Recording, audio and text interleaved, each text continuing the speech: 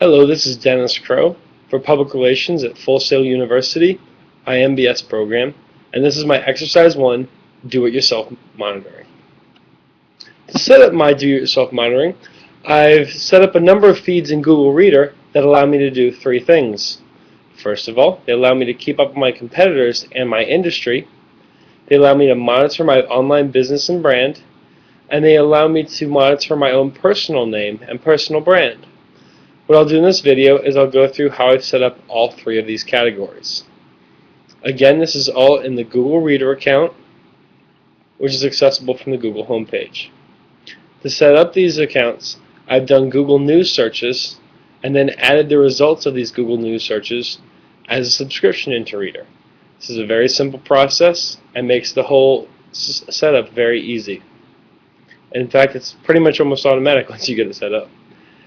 So first of all, I want to talk about the industry. I'm in video game development, so what's very important for me is monitoring the latest industry news in video game development. For this, I've set up a folder which contains the most popular blogs and news sites from around the internet.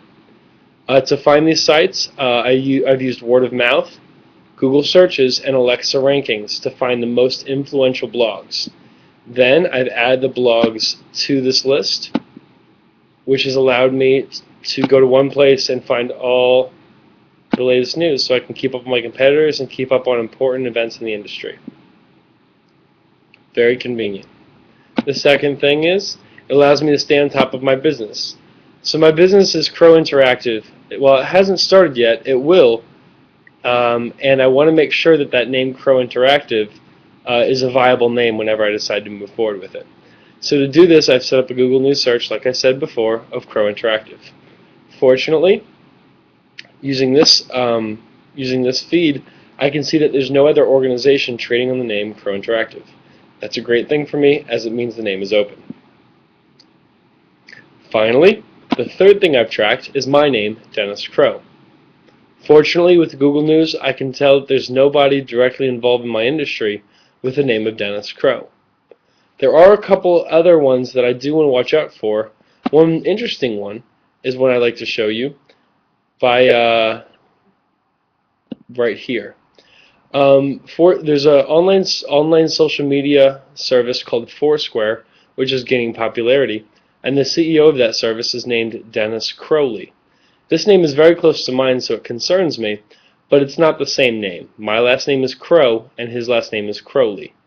So sometimes I will get false positives where his name is misspelled as my name.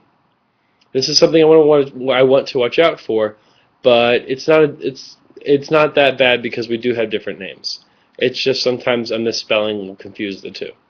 But overall, since Dennis Crow is not a famous name or not anything that I'm really in contention with, overall it's not so bad.